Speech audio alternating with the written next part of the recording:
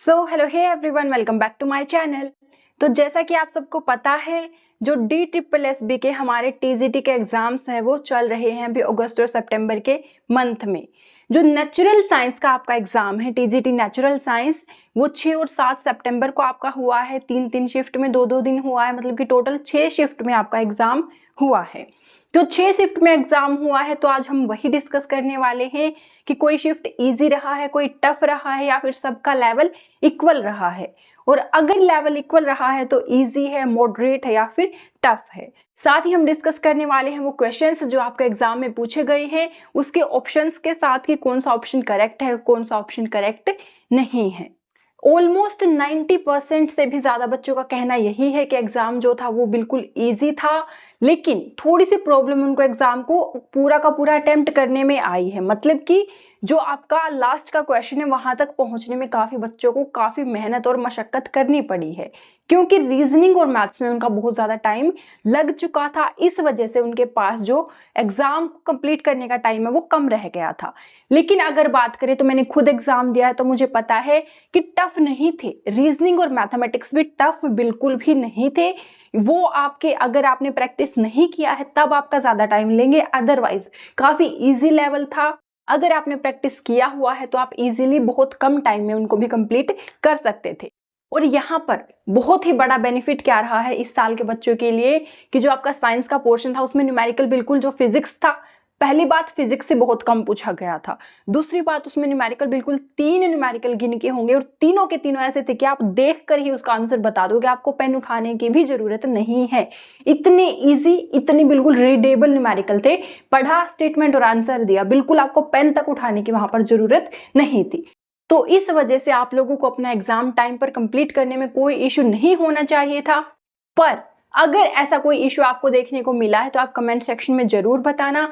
इस वीडियो में हम डिस्कस करने वाले हैं level of exam, questions of exam, और कब तक आपके आंसर की आ सकती है और क्या आपकी कट ऑफ रह सकती है इस साल के लिए। आप सबको पता है कि नंबर ऑफ वैकेंसीज बहुत ही लिमिटेड है इस बार, चाहे वो मेल की बात करें, फीमेल की बात करें, किसी कैटेगरी की बात करें, बहुत लिमिटेड वैकेंसी है। और अप्लाई बहुत ज्यादा बच्चों ने किया था एज कंपेयर टू जो प्रीवियस हमारी वैकेंसी आई थी उसके कंपैरिजन में। तो ऑब्वियसली आपकी जो कट ऑफ है थोड़ी हाई जा सकती है, लेकिन आपको ये बात नहीं भूलना है कि बहुत सारे बच्चों ने फटाफट में भी एग्जाम को कंप्लीट किया है। और आपके पास जो क्वेश्चंस थे वो देखने में जरूर इजी लग रहे थे कि हाँ ये तो इजी है, लेकिन बहुत ट्रिकी थे। आपको वहां पर चारों ऑप्शन को अच्छे से एनालाइज करके सोच समझकर आंसर देना होता है। ठीक है, तो बहुत सारे बच्चों को जो लग रहा है कि वो क्वेश्चन ठीक अटेम्प्ट करके आए हैं, उनमें से कई क्वेश्चन आपके गलत निकलेंगे, नेगेटिव मार्किंग में जाएगा। तो ऐसा भी नहीं है कि कट ऑफ बिल्कुल 150 160 को पार करेगी, नहीं, ठीक ठाक रहेगी, लेकिन पिछले साल से थोड़ी ज्यादा रहेगी। तो अब हम क्वेश्चंस को डिस्कस कर लेते हैं। सबसे पहले हम जो जनरल सेक्शन है आपका, उससे स्टार्ट करते हैं कि जनरल सेक्शन में आपके किस टाइप के क्वेश्चंस थे। देखिए, मैं आपको सबसे पहले बता दूं कि जो आपके सब्जेक्ट है जनरल सेक्शन में, जो रीजनिंग है बिल्कुल इजी लेवल है भाई, कोई भी टफनेस वहां पर नहीं था। अगर हम बात करें कि रीजनिंग में सबसे ज्यादा क्वेश्चंस किस टॉपिक से आए हैं, तो आपके जो अल्फाबेट सीरीज है, alphabet series and number series से आपके सबसे ज्यादा क्वेश्चन देखने को मिले हैं। और अगर लेवल की बात करें तो बिल्कुल इजी लेवल था भाई। आपके पास जो अल्फाबेट सीरीज है उसमें उन्होंने हिंट भी दे रखा था कि आपको जो नंबर है, ऑर्डर है, हमारे जो अल्फाबेट्स हैं उसमें ऑर्डर के हिसाब से आपका आंसर बनेगा या फिर पोजीशन के हिसाब से आंसर बनेगा, वो आपको हिंट भी दे रखा था। काफी इजी लेवल था। अगर अल्फाबेट सीरीज की बात करें तो 3 से 4 क्वेश्चन थे आपके पास, 3 से 4 आराम से थे। नंबर सीरीज पर आपके 2 क्वेश्चन थे। अगर मैं आपको लेवल बताऊं, फॉर एग्जाम्पल मेरे शिफ्ट में जो क्वेश्चन नंबर सीरीज से था, दैट वाज 8, 19, 30, 41, 52, और पूछा था कि इससे नेक्स्ट कौन सी टर्म आपकी आएगी। देखिए भी, देखते ही पता चल रहा है क्या चल रहा है यहाँ पर, +11, +11, +11, +11, कितना इजी है। देखिए कितना इजी क्वेश्चन है। यहाँ पर आपका आंसर क्या हो जाएगा, 63 हो जाएगा। बिल्कुल देखते ही बन रहा है ना, सिंपलेस्ट जो सबसे सिंपल आपका ऑपरेशन हो सकता है वो यहाँ पर अप्लाई हो रहा है।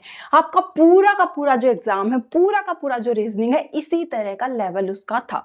एक दो क्वेश्चन बिल्कुल ऐसा था कि जो थोड़ा ऊपर गया है लेवल से, लेकिन यही लेवल आपका मेनली वहां पर फॉलो हुआ है। उसके बाद अगर हम बात करें तो ब्लड रिलेशन से आपका एक क्वेश्चन था। ब्लड रिलेशन का क्वेश्चन भी ठीक था, थोड़ा सा ट्रिकी था, थोड़ा सा हल्का ही, लेकिन अगर आपने प्रैक्टिस किया हुआ है तो आप इजीली उसको कंप्लीट कर सकते थे। सिलोगिज्म से एक ही क्वेश्चन था, वो भी आपका इजी था, बिल्कुल कोई टफनेस नहीं था। अल्फाबेट सीरीज से 4 क्वेश्चन थे। राउंड टेबल, आपका जो सिटिंग अरेंजमेंट हम बोल सकते हैं कि जो राउंड टेबल है उसमें बच्चे अंदर की तरफ फेस करके बैठे, 6 बच्चे बैठे हैं, वो भी आपका मतलब टाइम थोड़ा बहुत कंज्यूम करता ही, आपको स्टेटमेंट अच्छे से रीड करके पूरा सिटिंग उनका करना पड़ता है, लेकिन ठीक क्वेश्चन था, कोई टफनेस उसमें नहीं था। उसके बाद अगर बात करें तो सिटिंग अरेंजमेंट से आपके 3 क्वेश्चन से ही थे। एक तो राउंड टेबल था, एक था कि जहां पर हमारी लाइन है बच्चों की, नॉर्थ की तरफ फेस करके खड़े हैं, लेफ्ट से इतना नंबर है, राइट से इतना, उनके बीच में कितने स्टूडेंट्स है, वो भी अगेन इजी था। उसके बाद सिटिंग अरेंजमेंट से ही एक क्वेश्चन और क्या था कि 7 लोग हैं या 7 बॉक्सेस हैं जो कि इस तरीके से रखे गए हैं, ठीक है, तो उसको हमने अरेंज करना था, उसके बेसिस पर एक क्वेश्चन था। उसके बाद हमारे पास आता था क्वेश्चन डायरेक्शन के बेसिस पर कि आपका क्या है, ईस्ट वेस्ट नॉर्थ साउथ के बेसिस पर, इसके बेसिस पर आपका एक क्वेश्चन था। अगर हम बात करें तो ओड वन आउट, आपके पास ओड वन आउट भी किस पर बेसिस था, जो अल्फाबेट होते हैं ना, तो उसी के बेसिस पर आपको ओड वन आउट छांटने का भी जो आपका है क्वेश्चन आपके पास आए थे। बहुत सारे ऐसे टॉपिक हैं जो जनरली आपके एग्जाम में पूछे जाते हैं लेकिन उनको टच भी नहीं किया गया। इस एग्जाम में खास बात यही थी कि एक टॉपिक से मल्टीपल क्वेश्चन है और कोई टॉपिक से एक भी क्वेश्चन नहीं पूछा गया है। सिमिलर चीज आपकी फॉलो हुई है, चाहे वो जनरल सेक्शन है, चाहे वो आपका साइंस का पोर्शन है। साइंस में भी इतना बड़ा लंबा चौड़ा सिलेबस है, लेकिन कुछ टॉपिक तो ऐसे जिनसे 3-3 4-4 क्वेश्चन है, लेकिन किसी किसी टॉपिक को टच भी उन्होंने नहीं किया है। आगे हम डिस्कस करने वाले हैं कि कौन से टॉपिक से सबसे ज्यादा क्वेश्चन पूछे गए हैं। तो यहाँ पर हमारी ये रीजनिंग की बात हुई है। अगर हम बात करें कि बेस्ट अटेम्प्ट आपके यहाँ पर कितने हो सकते थे जो ज्यादातर बच्चों के ठीक होंगे, तो आई थिंक कि 18 आउट ऑफ 20 रीजनिंग में आपका क्या चला जाता है, 18 आउट ऑफ 20 आपके ठीक या फिर करेक्ट वहां पर क्वेश्चन बन सकते थे इजीली, जो बहुत ही ज्यादा मैक्सिमम बच्चों के बने भी होंगे, ठीक है। तो अगर आपका भी इसी रेंज में है तो वेल एंड गुड, अगर इससे 1-2 नंबर कम भी है तो डरिए मत, हो सकता है आगे के सेक्शन में वो कंपेंसेट हो जाए, ठीक है। तो इसके बाद हम डिस्कस कर लेते हैं जो जीके का पोर्शन उसके बाद हमारे पास पूछा जाता है। देखिए आप सबको पता है जीके का जो पोर्शन है वहां से भी आपके टोटल 20 क्वेश्चंस पूछे जाते हैं, ठीक है। लेकिन अगर मैं आपको बताऊं तो जीके का भी जो पैटर्न जनरली हमारे DSSB में फॉलो हुआ करता था उससे अलग इस बार चल रहा है। इजी लेवल का जीके है, लेकिन अगर मैं बात करूं कि जो पहले लेवल हुआ करता था वो लेवल इस बार नहीं देखने को मिल रहा है, ना ही जनरल सेक्शन में और ना ही सब्जेक्ट स्पेसिफिक में। इजी लेवल का ही आपका जीके था। अगर जीके के क्वेश्चन की बात करूं, फॉर एग्जाम्पल हम डिस्कस कर लेते हैं जो जीके के आपके क्वेश्चन थे। अगर हम जीके के क्वेश्चन की बात करें तो एक क्वेश्चन आपके पास जो साइंस में से था वो ये था कि माइटोकॉन्ड्रिया किस तरह की ऑर्गेनेली है, ठीक है, डिपेंडेंट है, ऑटोनोमस है, सेमी ऑटोनोमस है। तो आपका करेक्ट आंसर यहां पर क्या चला जाएगा, माइटोकॉन्ड्रिया क्या होता है भाई, mitochondria it is a semi autonomous, क्या है, सेमी ऑटोनोमस ऑर्गेनेली होता है। ऐसा भी नहीं है कि कंप्लीटली डिपेंडेंट है और ऐसा भी नहीं है कि सिर्फ खुद ही अपने आप में सारा फंक्शन करेगा, थोड़ा बहुत खुद करता है, थोड़ा बहुत डिपेंडेंट होता है। अगर उसके बाद हम एग्जांपल की बात करें तो ये क्वेश्चन था कि जो 2011 का आपका सेंसस है उसके अकॉर्डिंग इंडिया में हिंदू पॉपुलेशन कितना है, हिंदू पॉपुलेशन पूछा है, which is nearly equal to 79 और 80% आपका करेक्ट आंसर वहां पर चला जाएगा। उसके बाद अगर हम बात करें तो जीके का आपके पास क्वेश्चन था कि जो ब्रह्म समाज है उसकी स्थापना किन्होंने की है, तो राजा राममोहन राय ने ब्रह्म समाज की स्थापना की है, ठीक है। उसके बाद जो क्वेश्चन था कि ICTI जो आपका तमिल का इंस्टीट्यूट है वो तमिल का इंस्टीट्यूट कहां पर सिचुएटेड है, तो तमिलनाडु में ही सिचुएटेड है, ठीक है। आपके पास ऑप्शंस थे दिल्ली या फिर मल्टीपल सिटीज थे, तो तमिलनाडु आपका वहां पर ठीक हो जाएगा, ठीक है। तो ये बात हुई हमारी रीजनिंग और जीके के बारे में। आगे हम बात कर लेते हैं मैथमेटिक्स के बारे में कि कौन सा वो टॉपिक है जिससे आपके पास मल्टीपल क्वेश्चंस देखने को मिले हैं। एक टॉपिक ऐसा है जिससे आपके पास 4 से 5 क्वेश्चंस आए हुए हैं। ठीक है, चलिए हम उसकी बात कर लेते हैं।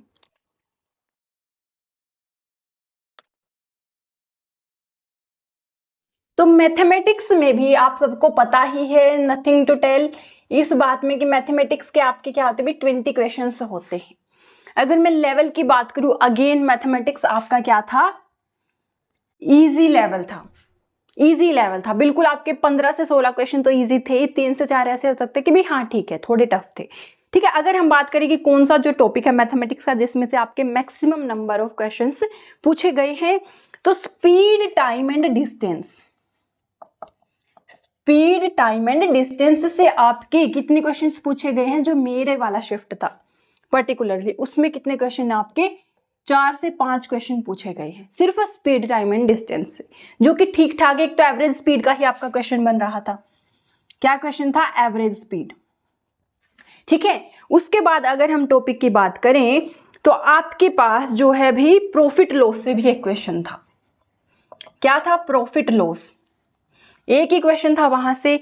अगर हम बात करें रेशियो की, रेशियो प्रोपोर्शन से भी आपके 2 से 3 क्वेश्चन बन रहे थे। अगर एवरेज की बात करें, एवरेज से भी आपका एक क्वेश्चन बन रहा था जो कि इजी लेवल का था। मेंसुरेशन की बात करें तो मेंसुरेशन से भी आपका क्वेश्चन बन रहा था। मेंसुरेशन से क्वेश्चन था कि आपके पास क्यूबॉइड है। ठीक है, अभी क्यूबॉइड जो है मानो एक रूम है, ठीक है, और इसकी जो रूफ है आपने ऐसे इस तरीके से ये बनाई है। कैसे बनाई है, सेमी सिलेंड्रिकल रूफ उसकी बनाई है। इस सेमी सिलेंड्रिकल रूफ की आपको वॉल्यूम बताना था। आपको ये वाला जो लेंथ है ये दिया गया था, ब्रेड्थ दिया गया था। ठीक है, तो यहां से आपको क्या करना था, जो ये सिर्फ और सिर्फ सेमी सिलेंडर है इसका वॉल्यूम आपको निकालना था। ठीक है, तो आपको दिख ही रहा है कि इजी लेवल था, कोई खास वहां पर लेवल नहीं था।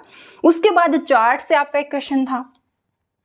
ठीक है, चार्ट था जो आपका ग्राफ था, ग्राफ दिया गया था। ग्राफ के बेसिस पर क्या था, रेशियो का ही क्वेश्चन आपका बन रहा था। ठीक है, time and work, time and work से भी आपके कितने क्वेश्चन पूछे गए हैं, 2 क्वेश्चन पूछे गए हैं। टाइम एंड वर्क से कितने क्वेश्चन है, 2 क्वेश्चन पूछे गए हैं। सबसे ज्यादा देखो कितने क्वेश्चंस कवर हो गए यहाँ पर, स्पीड एंड टाइम से 4 से 5, एवरेज स्पीड यहाँ पर था, प्रॉफिट लॉस से था, रेशियो। इसके अलावा आपके पास सिंपल इंटरेस्ट से भी एक क्वेश्चन बन रहा था। क्या बन रहा था, सिंपल इंटरेस्ट से क्वेश्चन बन रहा था, बिल्कुल इजी था। आपको वहां पर क्या दिया गया था, प्रिंसिपल दिया गया था, रेट दिया गया था और 2 साल के लिए सिंपल इंटरेस्ट आपको निकालना था, बिल्कुल इजी था, है ना। उसके बाद हम बात कर लेते हैं कि आपका जो हिंदी प्लस इंग्लिश है उसका लेवल क्या था और किस तरह के क्वेश्चंस ज्यादा वहां पर पूछे जा रहे हैं। इतना आपने देख लिया है कि रीजनिंग, जीके और जो आपका मैथमेटिक्स है बिल्कुल इजी लेवल है। मॉडरेट पर भी थोड़े ही क्वेश्चन, 3-4 क्वेश्चन जा रहे थे मॉडरेट लेवल पर, अदरवाइज आपका एग्जाम जो था बिगिनर लेवल ही बेस्ड था। तो अब हम बात कर लेते हैं about English and Hindi. English and Hindi भी दोनों का ही लेवल अगर मैं आपको बताऊं बिल्कुल इजी लेवल। जो आपके वर्ड्स भी होते हैं, जो आपको एंटोनियम, सिनोनिम या फिर स्पेलिंग चेक करने के वर्ड होते हैं, बिल्कुल जो आपके डे टू डे लाइफ में आपके वर्ड यूज होते हैं वो वाले वर्ड्स थे। स्टिल वहां पर कंफ्यूजन क्या था, इतना माइनर डिफरेंस जो आप बिल्कुल भी पता नहीं लगा सकते। चारों के 4 ऑप्शन ही आपको लग रहा था भी इनकी स्पेलिंग तो चारों की ही ठीक है, अब गलत को कौन करे। देखो तो आपका जो इंग्लिश में था, जो स्पेलिंग चेक था, स्पेलिंग चेक करना था, उस पे बेस्ड आपके 2 क्वेश्चंस थे, बिल्कुल ही easy day to day word. क्या थे, डे टू डे वर्ड थे। एक भी वर्ड ऐसा नहीं था कि आपको लगे कि भी स्पेशल कहीं से उठाया है। जैसे वर्ड्स क्या थे, पॉसिबल, डिसीजन, रिक्वायरमेंट, मेंटेनेंस, इस तरह के आपके पास वर्ड्स वहां पर थे। अगर ईडियम की बात करें तो आपके पास 2 ईडियम वहां पर थे। अगर हम बात करें एंटोनिम, एंटोनिम से आपके 2 क्वेश्चन बन रहे थे। ठीक है, सिनोनिम का कोई क्वेश्चन नहीं था। उसके बाद जो आपके और क्वेश्चंस बन रहे थे वो बन रहे थे आपके अरेंज, जो आपको लाइंस दी गई हैं उसको अरेंज करो ऑर्डर वाइज। अरेंजमेंट पर बेस्ड भी आपके कितने क्वेश्चन थे भी, इंग्लिश में 2 क्वेश्चंस थे। ठीक है। उसके बाद जो फिल इन द ब्लैंक होता है कि एप्रोप्रिएट वर्ड इस ब्लैंक के अंदर आपको भरना है। फिल इन द ब्लैंक पर बेस्ड कितने क्वेश्चन थे? फिल इन द ब्लैंक पर बेस्ड थे आपके 4 से 5 क्वेश्चंस। देख रहे हो, एक ही टॉपिक उठा लेते हैं, उसी को पैटर्न पूरा का पूरा फॉलो कर रहे हैं। यही पैटर्न हो सकता है कि आपके जो आने वाले एग्जाम्स हैं टीजीटी के, उसी में भी फॉलो हो। एक टॉपिक उठा लिया, उसी से मल्टीपल क्वेश्चंस आपके आ रहे हैं। अगर हम पैसेज की बात करें तो आप सबको पता है भी पैसेज जनरली DT+B का जो पैसेज इंग्लिश का होता है, हिंदी का हमेशा ईजी आता है, इंग्लिश का पैसेज ऐसा होता है कि आपको एक बार रीड करके, स्टोरी नहीं होती है कि स्टोरी है आपको याद हो गई, आप फटाफट उसके बेसिस पर आंसर करोगे। लेकिन इस बार बिल्कुल इजी पैसेज था, आपको एक रीडिंग पैसेज का देना है और आप 5 क्वेश्चन आसानी से वहां पर कर सकते हो। ऐसा नहीं था कि आपको पैसेज पल्ले ही नहीं पढ़ रहा जब तक आप उसकी डीप रीडिंग ना करो, नहीं, आप मोटा मोटा भी पढ़ रहे हो तो इजीली आप उसको आंसर कर सकते थे। ये बात हुई हमारी इंग्लिश की। सिमिलर आपका हिंदी में पैटर्न फॉलो हो रहा, बिल्कुल इजी हिंदी थी। कोई टफ मुहावरा, लोकोक्ति वर्ड या फिर जैसे कि हमारे पास होता है असम तद्भव है, कोई भी ऐसा डिफिकल्ट वर्ड नहीं था। पैसेज भी इजी था और जो आपका पूरा का पूरा ग्रामर का पोर्शन है वो सारा क्या था? इजी था। ठीक है, तो इंग्लिश हिंदी दोनों क्या थे? Easy level. ये बात हमारी हो जाती है जनरल सेक्शन के लिए। अच्छा, एक बात और रह जाती है कि हमने जैसे कि रीजनिंग में शुरू में देखा कि बेस्ट अटेम्प्ट आपके कितने बन रहे थे।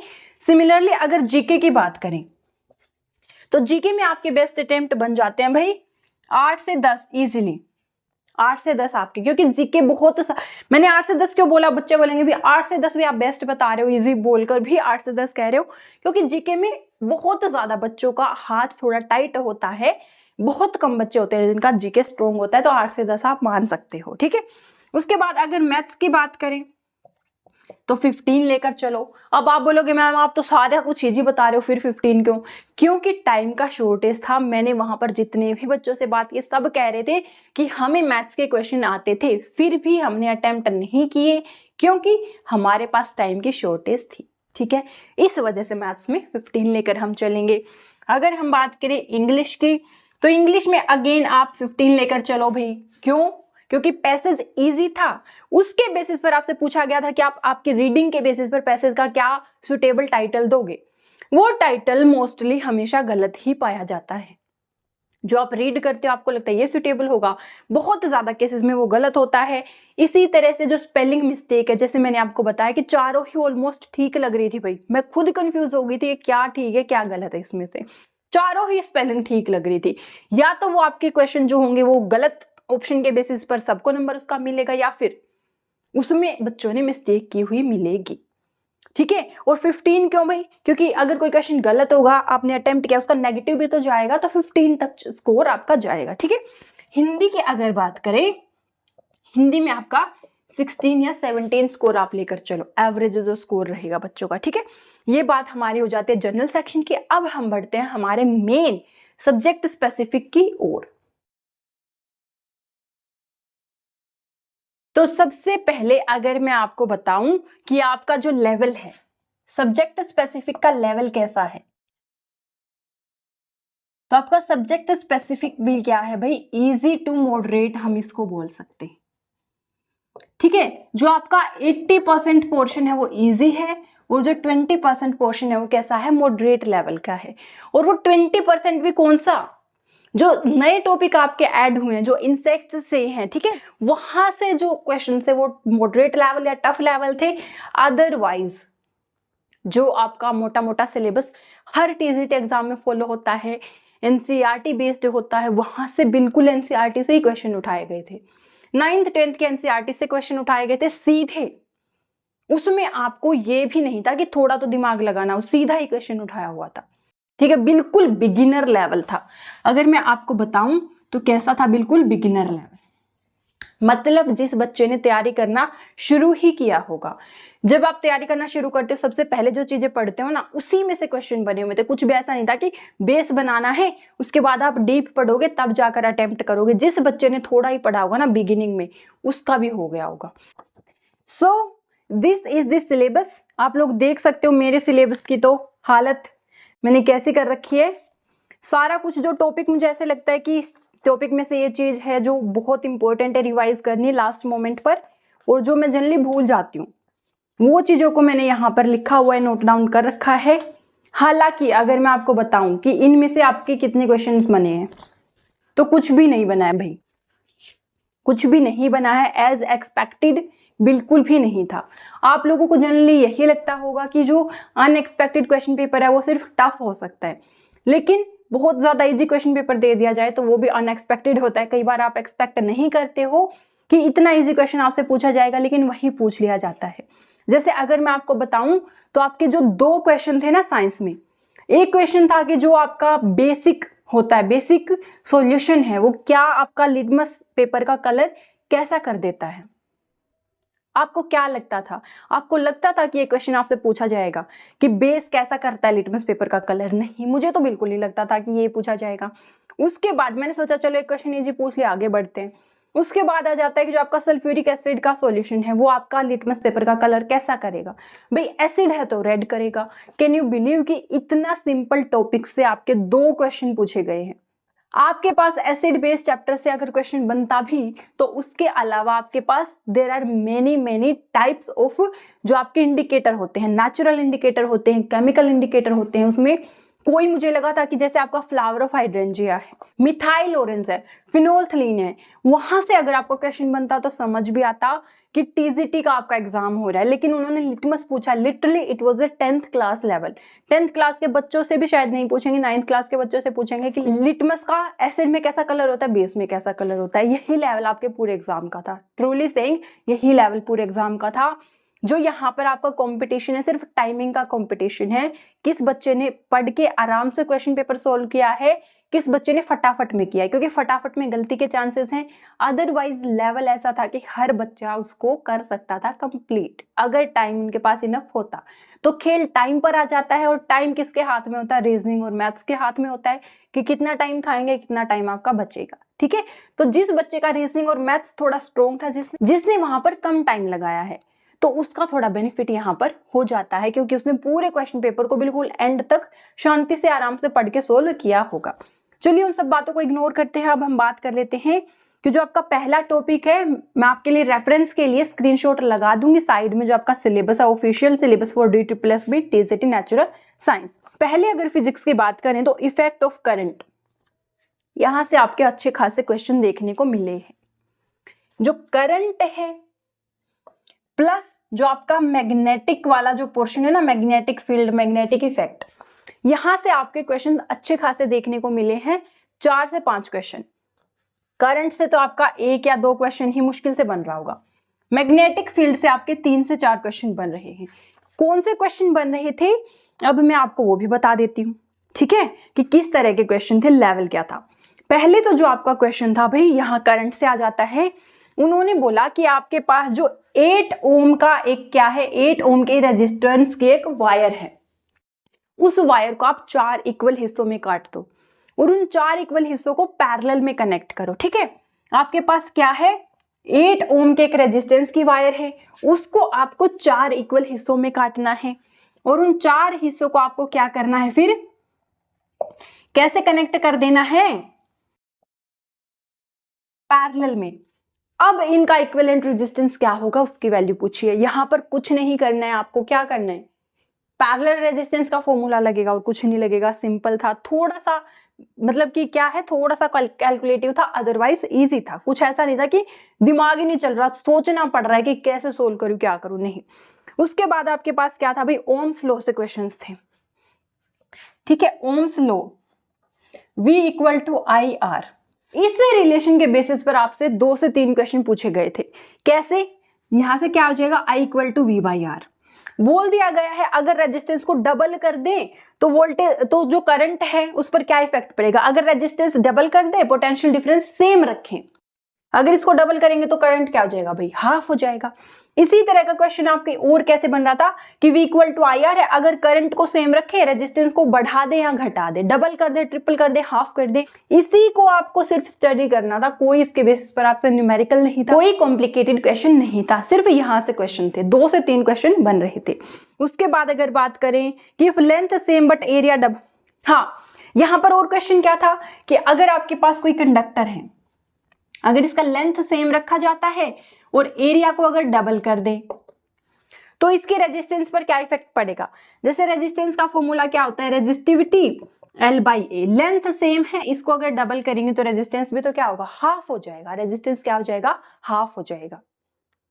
तो इतने इजी लेवल के आपके डायरेक्ट बिल्कुल जो फॉर्मूला है उसके बेसिस पर आपको देखकर भी बता सकते हो, ऐसे न्यूमेरिकल आपके पास थे। अगर आगे बात करें तो क्वेश्चन था कि जो मोटर होता है, इलेक्ट्रिकल मोटर होता है, कौन से फॉर्म ऑफ एनर्जी को कौन से फॉर्म में कन्वर्ट करता है। सबको पता है इलेक्ट्रिकल को मैकेनिकल में कन्वर्ट करता है, सिंपल था। आगे था induced current direction given by which rule. Magnetic portion से आ जाता है कि जो इंड्यूस्ड करंट होता है उसकी डायरेक्शन कौन से रूल से होती है। तो फ्लेमिंग्स राइट हैंड रूल से आपको क्या होता है, इंड्यूस्ड करंट की डायरेक्शन पता लगती है, ये भी इजी था। उसके बाद था भाई क्वेश्चन यहां से कि आपका जो एक रिंग है, एक रिंग आपके पास गिवन है, यहां पर कर लेते हैं, जिसके कितने टर्न्स हैं, 100 टर्न्स हैं, और उसका मैग्नेटिक फील्ड क्या है, B है।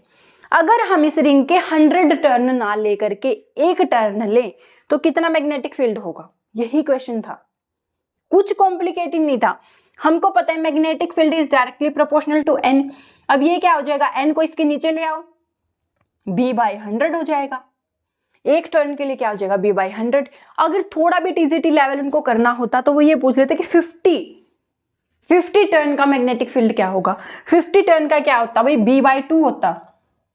लेकिन यहां पर थोड़ा सा ट्रिकी क्या हो जाता, बच्चे जल्दी फटाफट में, मैंने बोला ना टाइम कम था, B/50 भी कर देता कोई बच्चा, 50 देखा B/50 कर देते उठा के। लेकिन यहाँ पर क्या है, 100 टर्न थे, एक टर्न का बताओ, B/100 कर दिया, सिंपल, ठीक है। उसके बाद अगर बात करें तो ये था कि magnetic field around straight wire, एक स्ट्रेट वायर के अराउंड जो मैग्नेटिक फील्ड है उसकी प्रॉपर्टी क्या होती है, यूनिफॉर्म होता है, नॉन यूनिफॉर्म होता है, स्ट्रेट होता है, सर्कुलर होता है।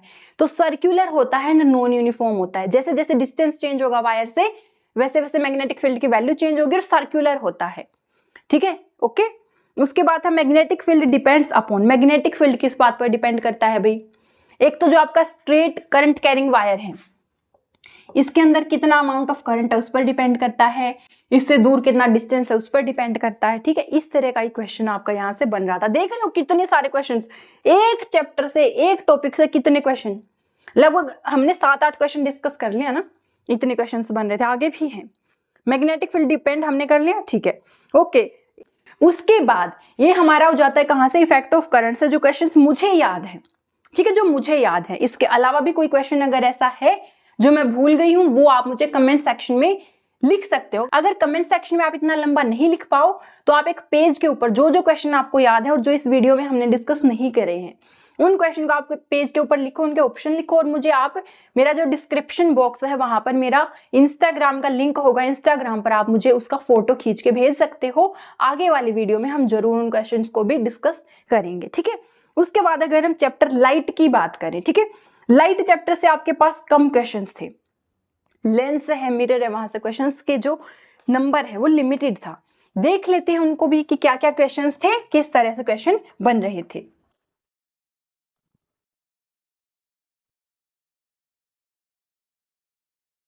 तो अगर हम चैप्टर की बात करते हैं लाइट रिफ्रैक्शन एंड रिफ्लेक्शन, ठीक है। यहां से आपका क्वेश्चन एक तो था, आपको कॉन्वेक्स लेंस दिया है, क्या दिया है, कॉन्वेक्स लेंस दिया है। बोला गया है कि इसका जो आपका फोकस लेंथ है वो 20 सेंटीमीटर, तो हमारा 2f क्या हो जाएगा 40। ऑब्जेक्ट को रखा गया है 30 सेंटीमीटर पर। तो इमेज की प्रॉपर्टी बतानी है आपको, क्या बताना है, प्रॉपर्टी, रियल इन्वर्टेड कैसा होगा। तो देखो यहां से आपको क्या है भाई, आप अगर lens formula which is 1/v minus 1/u equal to 1/f भी ना लगाओ, जरूरत ही नहीं है लगाने की, ठीक है। क्यों, क्योंकि आपका ऑब्जेक्ट कहां पर है, f एंड 2f के बीच में। तो आपको पता है कि प्रॉपर्टी क्या होगी, रियल होगी, इन्वर्टेड होगी और एनलार्ज्ड होगी, ठीक है, एंड बियॉन्ड 2f होगी। क्यों, क्योंकि 2f पर होता तो 2f पर होती है, उससे आगे आ गया है तो इमेज भी क्या चली जाएगी, आगे चली जाएगी। तो एक ही ऑप्शन वहां पर आपका था 60 सेंटीमीटर, 40 से ज्यादा एक ही में था, 60 के साथ क्या, रियल एंड इन्वर्टेड। आपको सोल्व करने की जरूरत ही नहीं है, मैं बता रही हूँ, बिल्कुल आप देखकर खुद ही आंसर लगा दोगे। मैंने खुद ही ऐसे लगाया है, सोल्व करने की नीड नहीं है, बाद में सोल्व करके देखा तो भी यही था, ठीक है। उसके बाद अगर हम इस चैप्टर से डिस्कस करें कि कौन से क्वेश्चन थे, तो आगे आपके पास था effect on magnification if U double आपका जो इमेज डिस्टेंस है। देखो क्वेश्चन क्या था कि मैग्निफिकेशन का फॉर्मूला क्या होता है, आपको पता है, height of image by height of object तो होता है, साथ ही v बाई यू होता है, अगर मिरर लेते हैं तो माइनस, लेंस लेते हैं तो प्लस होता है। वो शायद बताया नहीं गया था कि मिरर है या लेंस है, उसका इफेक्ट भी नहीं है वहां पर। ठीक है, क्वेश्चन क्या था कि अगर आपका जो ऑब्जेक्ट डिस्टेंस है उसको आप डबल कर दो और जो फोकल लेंथ होती है उसको आप इस तरीके से एडजस्ट करो कि जो आपका इमेज डिस्टेंस है वो क्या रहे, सेम रहे, वो चेंज नहीं हो रहा, तो आपका मैग्निफिकेशन पर क्या असर पड़ेगा। देखो ये सेम है, अगर ये ट्वाइस हो जाए तो मैग्निफिकेशन क्या हो रहा है, हाफ हो रहा है। ठीक है, मैग्निफिकेशन क्या हो जाएगा, हाफ हो जाएगा। तो अगेन इजी क्वेश्चन है। उसके बाद क्वेश्चन आपके पास क्या था, relation between I and R, refraction से था कि जो आपका एंगल ऑफ इंसिडेंस है और एंगल ऑफ रिफ्रैक्शन है इनके बीच में क्या होता है अकॉर्डिंग टू स्नेल्स लॉ। यहां पर क्या दिया गया था, ग्रेटर देन लेस देन का साइन दिया गया था। तो देखो जो ट्रू था, मैं आपको ठीक वाला बता देती हूँ, ऑप्शन जो था, अगर I ग्रेटर देन R है इसका मतलब क्या है, रे बेंड टुवर्ड्स द नॉर्मल। क्या दिया गया था, I greater than R, that means रे बेंड्स टुवर्ड्स द नॉर्मल, जो कि ट्रू था, ट्रू पूछा गया था। अदर ऑप्शन क्या थे, I greater than R, it means रे बेंड अवे फ्रॉम नॉर्मल। नहीं, क्या होता है भाई, अगर हमारा ऐसे मीडियम सेपरेट हो रहा है, ये नॉर्मल है, ये एंगल ऑफ इंसिडेंस है, अगर इस तरह से रे बैंड होगी टुवर्ड्स ना नॉर्मल तभी तो आर कम आएगा ना आई से। ठीक है, तो आई जब ग्रेटर देन है आर से, दैट टाइम हमारा क्या होता है, रे बैंड होती है टुवर्ड्स ना नॉर्मल। इस तरह का था, हल्का सा ट्रिकी बोल सकते हैं इसको कि थोड़ा आपको सोचना पड़ रहा है कि ऑप्शन ये क्या पूछना चाह रहे हैं। ठीक है, तो आप ऑप्शन रीड करोगे तो समझ आ जाता है कि किस तरह से रिलेशन पूछा है, तो आप आसानी से आंसर कर सकते थे उसको। उसके बाद जो क्वेश्चन था वो ये था कि आपके पास जो है भाई फॉर डायफ्रैक्शन, जो डायफ्रैक्शन आपके पास होता है प्रिज्म में, what do you mean by diffraction, जो आपका स्प्लिटिंग ऑफ व्हाइट लाइट होता है इनटू द कॉन्स्टिट्यूएंट कलर्स है, वो आपका जो प्रिज्म का रिफ्रैक्टिव इंडेक्स होता है, रिफ्रैक्टिव इंडेक्स ऑफ प्रिज्म। अब हमको पता है कि जो हमारी 7 कलर्स का जो बैंड है उन सब कलर की जो हमारी वेवलेंथ है वो अलग होती है। तो डायफ्रैक्टिंग जो हमारा प्रिज्म है उसका तो फिक्स है वैसे रिफ्रैक्टिव इंडेक्स, लेकिन जब हम इनको कंपेयर करते हैं ना वेवलेंथ को और ये प्रिज्म का जो रिफ्रैक्टिव इंडेक्स है उसमें जो डिफरेंस आता है, रेड के लिए अलग है विद रिस्पेक्ट, अगर देखें रेड के लिए विद रिस्पेक्ट अलग होगा, वॉयलेट के लिए अलग होगा, ग्रीन के लिए अलग, येलो के लिए अलग। इसी वजह से जो उनकी स्पीड है वो चेंज हो जाती है, उनका रिफ्रैक्टिंग एंगल चेंज हो जाता है और वो स्प्लिट हो जाती है। समझ आ रही है बात। तो इसी तरह से आपसे ऑप्शन में पूछा गया था कि जो रिफ्रैक्टिव इंडेक्स है वो सब कलर के लिए सेम होता है या अलग होता है, तो अलग होता है तभी उनका जो बेंडिंग का एक्सटेंट है वो डिफरेंट आता है, क्योंकि रिफ्रैक्टिव इंडेक्स हमें क्या देता है, जो एक्सटेंट होगा बेंडिंग का वही बताता है। तो हर कलर के विद रिस्पेक्ट अलग अलग हो जाता है। प्रिज्म एक ही है लेकिन कलर तो 7 है ना, तो विद रिस्पेक्ट निकालेंगे तो अलग हो जाएगा। सिंपल था ये भी, पर थोड़ा ट्रिकी था। कई बच्चों को लग सकता है कि प्रिज्म एक है तो रिफ्रैक्टिव इंडेक्स वही रहेगा, तो सेम भी कर दिया होगा, लेकिन डिफरेंट आएगा, डिफरेंट होता है हर कलर के लिए। उसके बाद क्वेश्चन था आपके पास कि भाई देख लेते हैं, हाँ शायद इस चैप्टर से मुझे इतने ही क्वेश्चन याद हैं, उसके अलावा अगर आपको कोई क्वेश्चन याद है तो आप वो बता दीजिए। हम इसके बाद नेक्स्ट चैप्टर हमारा डिस्कस करते हैं। अगर आपको कोई भी क्वेश्चन है ऐसा जो हमने अभी डिस्कस नहीं किया इस वीडियो में, लेकिन आगे हम उसके बारे में जरूर वीडियो बनाएंगे, डिस्कस करेंगे, आप उसको फोटो खींचकर मेरे इंस्टाग्राम पर सेंड कर सकते हो। ठीक है, अगर आपका कोई भी शिफ्ट में एग्जाम था, 6 को था, 7 को था, एक और मेन बात इस बार जो देखने को मिली है एग्जाम में, जनरली आपका जो एग्जाम है हमेशा ही जैसे वैकेंसी आपकी अलग अलग आती है, मेल के लिए अलग, फीमेल के लिए अलग, एग्जाम भी अलग होता था, लेकिन इस बार मिक्स हुआ है, मेल भी थे फीमेल भी थे। ठीक है, उसके बाद चैप्टर है हमारे पास सोर्सेज ऑफ एनर्जी है। यहां से तो कोई क्वेश्चन भी नहीं था, कोई भी क्वेश्चन नहीं था भाई, इतना इंपॉर्टेंट। अगर हम प्रीवियस ईयर के क्वेश्चन पेपर देखें जो पहले हुए हैं 2025 से, उनमें इतने ज्यादा क्वेश्चन बनते थे, यहाँ से इंपॉर्टेंट होता था ये। बिल्कुल छूमंतर कर रखा है, बिल्कुल छूमंतर कर रखा है इन्होंने sources of energy. Motion, force and Newton's law, इसके बेसिस पर थे क्या क्वेश्चन? बहुत कम। मैं देख लेती हूँ, मैंने नोट डाउन किए जो जो मुझे याद है क्वेश्चंस। आई डोंट थिंक इसके बेसिस पर कोई क्वेश्चन था, आई डोंट रिमेम्बर। अगर आपको कोई क्वेश्चन याद है तो आप मुझे वो प्लीज सेंड कर दीजिए। मुझे कोई क्वेश्चन यहाँ से याद नहीं है। उसके बाद है gravitation, work, energy and power. हाँ, यहाँ से एक क्वेश्चन जरूर था ग्रेविटेशन से, मैं आपको बता दूं, डेप्थ कि पूछा गया था अगर ग्रेविटेशन की बात करें कि जो अर्थ है, हम सबको पता है कि जो सरफेस ऑफ अर्थ है उसके ऊपर जो ग्रेविटेशन की वैल्यू है, acceleration due to gravity, maximum होती है। पूछा क्या गया था कि कितनी डेप्थ पर हम अर्थ के अंदर जब जाएंगे, कितनी डेप्थ पर जाने पर acceleration due to gravity half हो जाएगा। आपका फॉर्मूला कौन सा यूज हो रहा था? ये क्या होगा आपका, जो डी जी डैश होगा, जो चेंज हो जाएगा acceleration due to gravity, g into 1 minus d by R E. R E क्या है? Radius of earth. डी क्या है? कितनी डेप्थ पर जाने पर होगा। ये जी आपका एक्चुअल है। ये क्या है? जी डैश की वैल्यू आपको क्या रखनी है? अभी जी बाई 2 रखनी है, क्योंकि हाफ पूछा गया है। यहां पर अगर आप ये सोल्व करोगे तो आपके पास क्या आ जाएगी? डी की वैल्यू आ जाएगी इन टर्म्स ऑफ आर। ठीक है, ये भी सिंपल था अगेन। इसके बाद अगर हम बात करें बायोलॉजी की, ठीक है, इसके बाद अगर हम यहां से क्वेश्चन देखते हैं फ्लोटेशन से, फ्लोटेशन से कोई क्वेश्चन था या नहीं था? I don't remember. और इतना ज्यादा आपका इंपॉर्टेंट टॉपिक है ना ये, फ्लोटेशन में आर्किमिडीज प्रिंसिपल, वेरी इंपॉर्टेंट। आप थ्रस्ट, वेरी इंपॉर्टेंट। स्टिल कोई क्वेश्चन वहां से नहीं मुझे याद है। उसके बाद साउंड से आपका क्वेश्चन था, साउंड से आपका क्वेश्चन था, साउंड से आपका क्वेश्चन बन रहा था इको से। आपके पास जो आपका स्पीड ऑफ साउंड है वो दे रखा था, आई थिंक 1500 मीटर पर सेकेंड स्पीड ऑफ साउंड दे रखा था, और पूछा गया था कि आपका मिनिमम डिस्टेंस कितना होना चाहिए इको सुनने के लिए। जैसा कि हमको पता है कि इको के लिए आपका जो टाइम है 0.1 सेकेंड होना ही चाहिए अगर आपको डिस्टिंक्ट वॉइस सुननी है, क्योंकि 0.1 सेकेंड तक एक वॉइस आपके कानों में या ब्रेन में परसिस्ट करती है। This is the time period for persistence of sound in our brain. ठीक है, तो 0.1 सेकेंड। यहां से क्या हो जाएगा? यहां से साउंड है, ये कोई ऑब्जेक्ट है हमारा जहां से साउंड हमारी इको करके आएगी, तो एक बार ये डिस्टेंस ट्रैवल करेगी, एक बार और करेगी, तो 2D। ये कॉन्सेप्ट आपको शायद पता होगा, 9th में, आपका 9th क्लास में ये कॉन्सेप्ट आ जाता है। तो speed equal to distance by time सबको पता है। स्पीड की वैल्यू दी गई है, डिस्टेंस क्या है? 2D है, टाइम की वैल्यू 0.1 है। यहां से सोल्व अगर करेंगे तो क्या हो जाएगा? डी की वैल्यू 150/2, दैट इज 75 मीटर। ठीक है, तो 75 metre will be your correct answer होगा। अगर आपने यही किया तो 1 नंबर मिल जाएगा आपको। इतना इजी आपका जो था वो क्वेश्चन यहां से बना था, कहां से? साउंड से। उसके बाद हम आ जाते हैं केमिस्ट्री पर। हमारा जो केमिस्ट्री का सेक्शन है, यहां से कैसे क्वेश्चंस बने हैं? केमिस्ट्री और बायोलॉजी से आपके अच्छे खासे नंबर ऑफ क्वेश्चन है, फिजिक्स से लिमिटेड नंबर ऑफ क्वेश्चन ही आपसे पूछे गए थे।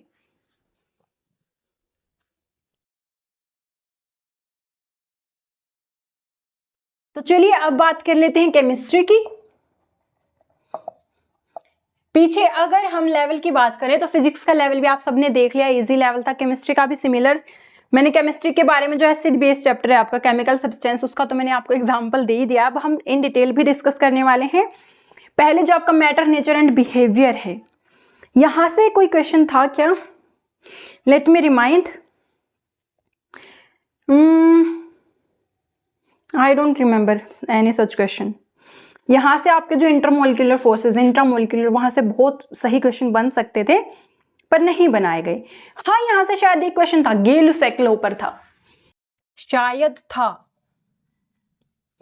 गे लुसेक लॉ पर था कि आपका जो वॉल्यूम है उसके बेसिस पर ये लॉ होता है।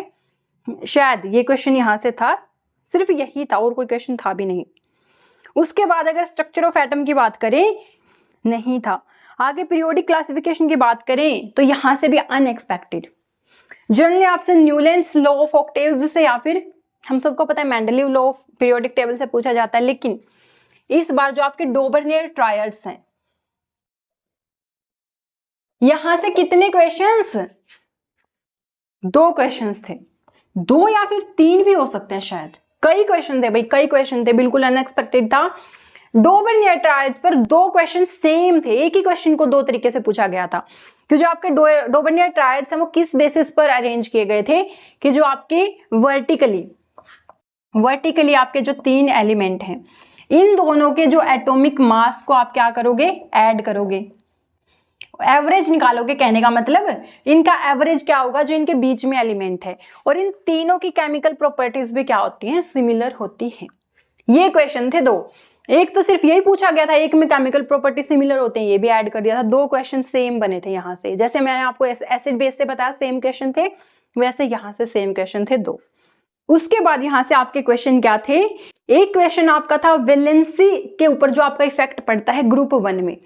फर्स्ट ग्रुप में आप नीचे की तरफ जाते हो, वैलेंसी पर क्या इफेक्ट पड़ता है, इंक्रीज होती है, डिक्रीज होती है, सेम रहती है, सेम रहती है, सबकी वैलेंसी फर्स्ट ग्रुप में +1 होती है, तो सेम होती है, सिंपल था ये भी।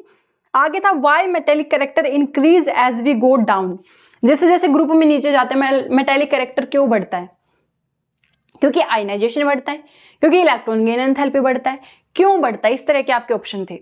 तो एक ऑप्शन जो आपका करेक्ट था वो ये था। Hello guys, I don't know why मेरे साथ ऐसा होता है कि विदाउट एनी रीजन, बीच में कोई कॉल नहीं आया है, कोई स्टोरेज फुल नहीं हुआ है, फिर भी मेरा वीडियो रुक जाता है। तो ये हमने डिस्कस किया है जब वो वीडियो रुक गया है उसके दौरान, लेकिन थैंक गॉड मैंने चेक कर लिया बीच में। अब मैं आपको चलो ये दोबारा से बता देती हूँ, हमने कहाँ तक डिस्कस किया था भाई। गेल-यूसेक लॉ मैंने बता दिया था, और जो डोबर्नियर ट्रायड्स है मैंने वो भी बता दिया था शायद आपको। उसके बाद हमने डिस्कस किया है, यहाँ से बता देती हूँ, एक तो डोबर्नियर ट्रायड्स के बाद हमारा चैप्टर कौन सा आ जाता है, पीरियोडिक क्लासिफिकेशन ऑफ एलिमेंट्स है एंड केमिकल सब्सटेंसेस है।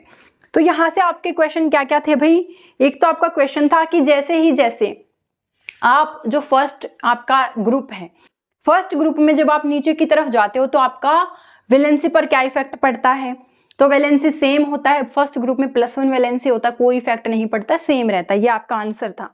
उसके बाद आपके पास क्वेश्चन था कि जब आप एक ग्रुप में नीचे की तरफ जाते हो तो मेटेलिक कैरेक्टर बढ़ता है, क्यों बढ़ता है, उसकी आयनाइजेशन एनर्जी बढ़ती है, इस वजह से आयनाइजेशन एनर्जी कम होती है, इस वजह से क्यों बढ़ता है, तो आपकी जो आयनाइजेशन एनर्जी है वो कम हो जाती है, इस वजह से जो आउटर मोस्ट इलेक्ट्रॉन है उसको निकालना इजी हो जाता है, और जितना इजीली इलेक्ट्रॉन निकल जाएगा उतना ही आपका बेटर वो मेटल होता है। तो आपका आंसर यहाँ पर क्या होना था, आयनाइजेशन एनर्जी कम हो जाती है, इस वजह से नीचे की तरफ जाते हुए एक ग्रुप में आपका मेटेलिक कैरेक्टर इंक्रीज होता है। उसके बाद आपके पास क्वेश्चन था वैलेंसी, हमने डिस्कस कर लिया है, ठीक है। Order of electron gain enthalpy बताना है, order of electron gain enthalpy among fluorine, oxygen, sulphur and chlorine. अब आपको लगता होगा कि जो फ्लोरीन है ये सबसे ज्यादा इलेक्ट्रॉन नेगेटिव होता है, तो इलेक्ट्रॉन गेन एंथैल्पी इसका ज्यादा होगा, लेकिन जिस बच्चे ने प्रीवियस ईयर क्वेश्चन पेपर पहले ट्राई किए हुए हैं उसको पता है इस तरह के क्वेश्चन आते हैं और उनको सोल्व कैसे होता है। जिसने नहीं किए होंगे उसको ये क्वेश्चन मुश्किल लगा होगा। उस बच्चे ने कर दिया होगा फ्लोरीन का ज्यादा होता है क्योंकि वो सबसे most electronegative, after that oxygen, sulphur, chlorine कर दिया होगा बच्चों ने, लेकिन ये गलत है भाई। क्यों गलत है, क्योंकि फ्लोरीन का साइज छोटा होता है, 9 इलेक्ट्रॉन है और शेल कितने हैं हमारे पास, सिर्फ 2। तो इलेक्ट्रॉन रिपल्शन वहां पर ऑलरेडी इतना होता है कि और इलेक्ट्रॉन को आने की जगह नहीं होती है। सेम फंडा चला जाता है ऑक्सीजन में। सल्फर क्लोरीन के पास क्या होती है, हमारी नंबर ऑफ शेल ज्यादा हो जाती हैं, तो फिर इलेक्ट्रॉन रिपल्शन कम होता है, इस वजह से उनका इलेक्ट्रॉन गेन एंथैल्पी ज्यादा होता है। तो राइट आपका ऑर्डर क्या हो जाएगा, फ्लोरीन का सबसे कम, then oxygen, sulphur and chlorine. ये आपका करेक्ट ऑर्डर था किसका, इलेक्ट्रॉन गेन एंथैल्पी इंक्रीज होने का। उसके बाद अगर क्वेश्चन हम डिस्कस करें तो हमारे पास क्वेश्चन था कि जो एसिड रेन है, एसिड रेन का पीएच 5.6 से कम होता है, तो उसके मद्देनजर आप जो POH है उसके ऊपर क्या इफेक्ट पड़ेगा। पीएच क्या होता है, power of H+ ion, POH होता है power of OH negative ion, ठीक है। हमें पता है कि पीएच प्लस POH की वैल्यू 14 होती है 25 डिग्री सेल्सियस पर, इसको pKw भी बोलते हैं। तो जितनी pH की वैल्यू कम जाएगी POH की वैल्यू उतनी ही ज्यादा जाएगी। POH वैसे भी क्या होता है, बेसिक कैरेक्टर, मतलब 7 से ज्यादा, तो POH उतना ही ग्रेटर देन 7 होगा। ये आपका क्या होता है, करेक्ट आंसर वहां पर होगा। उसके बाद अगर नेक्स्ट क्वेश्चन की बात करें जो हमने डिस्कस किया है कि आपके पास एक सॉल्यूशन दिया है जिसका H+ कॉन्सेंट्रेशन दिया है 10⁻⁻7, उसका pH पूछा है। pH का फॉर्मूला क्या होता है, -log10 बेस पर और H+ कॉन्सेंट्रेशन, क्या H+ कॉन्सेंट्रेशन। तो अगर यहाँ पर वैल्यू रखेंगे 10⁻⁻7, तो जैसे ही -7 आगे आएगा तो क्या आ जाएगा, pH की वैल्यू 7, मतलब कि न्यूट्रल दे रखा आपका जो सॉल्यूशन है वो कैसा है, न्यूट्रल है। उसके बाद आपके पास क्वेश्चन क्या था, यहाँ पर मैंने लिखा नहीं है शायद, कि जो ब्लीचिंग पाउडर होता है, ब्लीचिंग पाउडर किस तरह से एक्ट करता है किसी भी ऑब्जेक्ट के ऊपर, उसके साथ डायरेक्ट इंटरेक्ट करता है तब उसकी डिक्लेरेशन करता है, या फिर वो ऑब्जेक्ट को ऑक्सीडाइज करता है या फिर रिड्यूस करता है, क्या करता है जिसकी वजह से ऑब्जेक्ट का जो है डिस्कलरेशन होता है, ये आपसे पूछा गया था। उसके बाद आपके पास ये वाला कंपाउंड दे रखा था, अभी इसका नाम आपको बताना है, CH3 CH2 CH2 COOH। इसका नाम आप मुझे कमेंट करके बताएंगे कि आपने क्या आंसर दिया है, ठीक है। उसके बाद इसका IUPAC नेम बताना था। उसके बाद आपके पास क्वेश्चन था कि जो सोपेनिफिकेशन रिएक्शन है, reaction of the formation of soap, वहां पर sodium hydroxide which is NaOH किस तरह से एक्ट करता है, एज ए सोलवेंट एक्ट करता है या फिर कैसे। तो फैट एंड ऑयल के साथ ही क्या करता है, एज ए एल्कली एक्ट करता है। ऑप्शन क्या ठीक हो जाएगा, react as an alkali with fat and oil, ठीक है, ये आपका वहां पर करेक्ट होता। तो ये मैं आपको डिस्कस किस लिए कर रही हूँ भाई, आपको रेफरेंस देने के लिए, ये इजी था या टफ था। जो 6 सितंबर की 3rd शिफ्ट के क्वेश्चन है वो मैं डिस्कस कर रही हूँ। अगर आपकी भी वही शिफ्ट थी तो आपको पता लग जाएगा कि इजी थे या टफ थे। कहीं आप ये सोच रहे हो मेरा तो मस्त एग्जाम हुआ है, भाई आपको पता लग जाए ये इजी क्वेश्चन थे, बहुत ज्यादा बच्चों के ठीक ही गए हैं, ठीक है। अगर आपका कोई और शिफ्ट में एग्जाम था तो आपको पता लग जाए कि उस शिफ्ट में कैसा पेपर आया हुआ था। उसके बाद अगर हम क्वेश्चन डिस्कस करें, यहाँ पर शायद कोई और क्वेश्चन नहीं हमने डिस्कस करा है। अब उसके बाद हम डिस्कस कर लेते हैं बायोलॉजी, जिससे कि आपके बहुत चुनिंदा टॉपिक से क्वेश्चन बने हुए थे। इतने इंपॉर्टेंट टॉपिक्स को तो इग्नोर मारा गया इस बार। मुझे नहीं पता कि दूसरे शिफ्ट में उन टॉपिक से क्वेश्चन आए हैं या नहीं, पर मेरे शिफ्ट में तो बिल्कुल ही क्वेश्चन उनसे नहीं आए। जो पिछले प्रीवियस ईयर क्वेश्चन पेपर को देखने पर हमें पता चलता है कि मोस्ट इंपोर्टेंट थे, इन जनरल भी मोस्ट इंपोर्टेंट है, पर इस बार पता नहीं क्यों उनसे टॉपिक से क्वेश्चन नहीं आए हैं। तो जैसा कि हमको सिलेबस में सबसे पहले दिया है कंजर्वेशन ऑफ नेचुरल रिसोर्सेज, यहां से कोई क्वेश्चन नहीं था। मैन मेड मटेरियल से भी कोई क्वेश्चन नहीं था। सोप एंड डिटर्जेंट से सेम हमने पहले क्वेश्चन डिस्कस करा, वही था। उसके बाद लाइफ प्रोसेस, न्यूट्रिशन से कोई क्वेश्चन नहीं था। मोड्स ऑफ न्यूट्रिशन नहीं। फोटोसिंथेसिस, फोटोसिंथेसिस से क्वेश्चन था या नहीं था, था एक क्वेश्चन, पर एग्जैक्ट क्वेश्चन क्या था वो मुझे ध्यान नहीं आ रहा है। फोटोसिंथेसिस में जो ग्लूकोज है, ग्लूकोज से रिलेटेड कोई क्वेश्चन था,